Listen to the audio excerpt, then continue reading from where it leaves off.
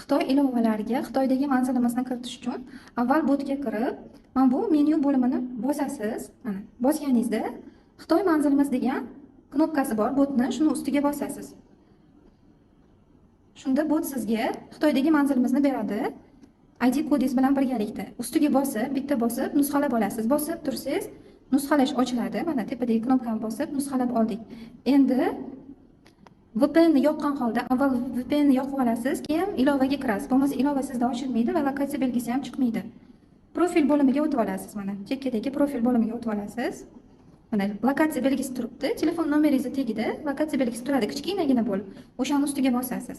Endi sizda undan oldin boshqa kargo adreslari bilan ishlagan bo'lsangiz, o'shalar ro'yxati turadi. Mana bu yerda tagida Xitoycha adres kiritish deb yozilgan hierogliflarni ustiga bosasiz. Mana bu ruschani ustiga bosmang. O'zbekcha adres kiritmaysiz. O'zbekistondagi adresingizni kiritmaysiz. Mana xuddi shu joyni ustiga bosib, Xitoydagi ombor manzilimizni kiritishingiz kerak. Endi sizdan programma avtomatik ravishda qo'yib beraymi deb so'raydi. Shunaqa. Mana bu qizil yozuvni bosasiz va yana qizil yozuvni bosamiz knopkani. Bosganimizda bizdan birinchi qatorda to'ldirishni so'rayapti. Birinchi qator uchun to'ldirish uchun avval mana bu botga kirib, mana xuddi shu 077 dan boshlangan joyini nusxalab olasiz siz ham. Kopirovka qilib olamiz va birinchi qatorga shu joyini bosib tursangiz, stavit degan knopka ochiladi, shuni bosib nusxalab olgan birinchi qatorni to'ldiramiz. Shundan so'ng, agarda sizda telefon nomeri tushmagan bo'lsa, telefon nomerini kiritasiz va mana bu yerda agarda siz avtomatik ravishda bu joyini qo'yib bermasa, mana bu joyni ochasizda, sanaymiz. 11-chi Xitoycha hierogliflarni topishingiz kerak. Mana 1, 2 deb sanaysiz. Eng oxiridagi 11-chi hieroglifni belgiladim. Ikkinchi ustundan 7-chi hieroglifni belgilaysiz. Mana 7-chi hieroglif, shuni ustiga bosamiz. 3-chi ustundan ham 7-chi hieroglifni belgilaysiz. Mana hammasini qo'yib oldik. Sizda ham agar avtomatik qo'ymasa, xuddi shunaqa qilib har bir ustundan sanagan holatda qo'yib chiqsangiz bo'ladi. Endi demak 9 ta hieroglifni qo'yib bo'ldik. Adresga kiramiz, botdagi adresga. Mana 3 ta 9 ta hieroglifni qo'yib bo'ldik. Endi biz bu yog'ini nusxalab olishimiz kerak. Mana shu joydan, mana shu joygacha bo'lgan joyini nusxalab olishimiz kerak.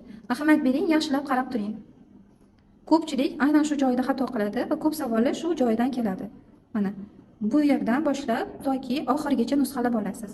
Kopirovka qilib nusxalandi. Endi kiramiz 4-qatorga shu nusxalab olgan hierogliflarimizni joylashtiramiz. Bo'ldi, hammasi to'g'ri tushdi. Siz ham xuddi shunaqa qilib joylashtirsangiz, to'g'ri joylashtirgan bo'lasiz va qizil knopkani bosib qo'yamiz. Mana endi adresimiz joylandi. Va ahamiyat bering, hozirda bizning adresimiz boshqa adresda asosiy manzil bo'lib turibdi.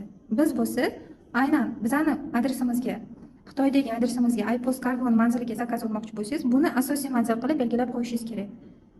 Buni ichidagi galchka qo'yasiz va bu asosiy manzil bo'lib belgilanadi. Xuddi shunaqa qilib siz ham asosiy manzil qilib belgilab qo'ying. Shundagina siz urgan buyurtmalar bizning kargo manzilimizga kelib tushadi. Agarda siz kargo adresini o'zgartirmoqchi bo'lsangiz, mana shu o'zgartirish funksiyasidan foydalanasiz yoki nusxalamoqchi bo'lsangiz, mana shu joylardan foydalanib nusxalasangiz bo'ladi.